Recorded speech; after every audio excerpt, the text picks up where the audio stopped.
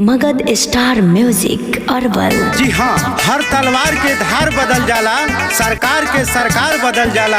जब जाग के करवट बदले ली जनता, तब वक्त के रफ्तार बदल जाला। कभी ठंड में ठिठुर कर देख लेना, कभी तपती धूप में जल के देख लेना।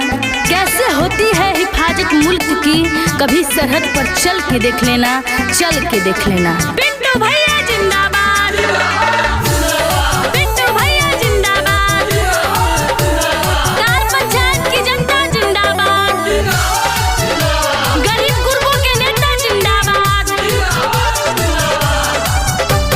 हमर पिंटू भैया गरीबन के सनमा ध्यानवा दी है गे बहिनी।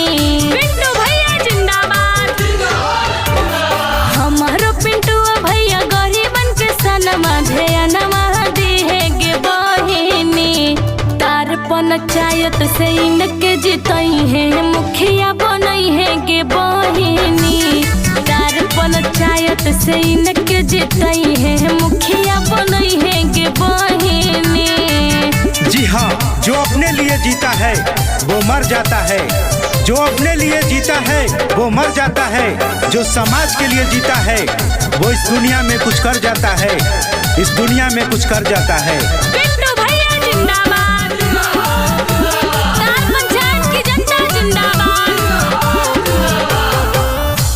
ये बहिनी पिंटू भैया के जीतई है गे, इनके भारी मत से विजयी नहीं है गे।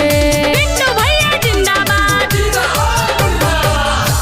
ये बहिनी पिंटू भैया के जीतई है गे, इनके भारी मत से विजयी नहीं है गे।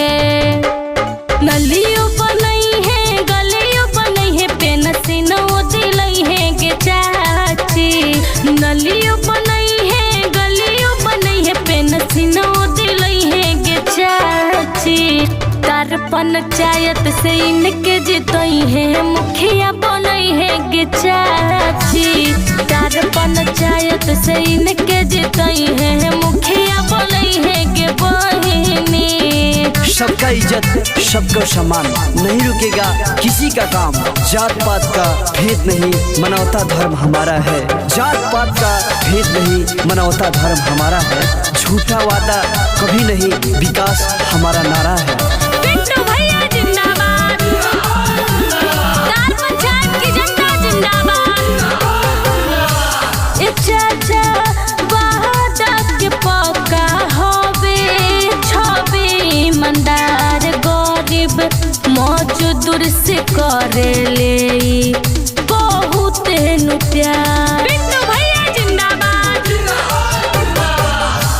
ए चाचा वादा के पक्का होवे, छवि मंदार गरीब मजदूर से करे ले बहुत नु प्यार।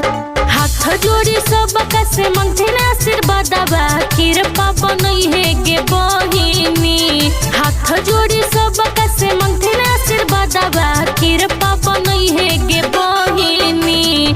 तार पंचायत से इनके जितई है, मुखिया बनई है गे चाची। तार पंचायत से इनके जितई है, मुखिया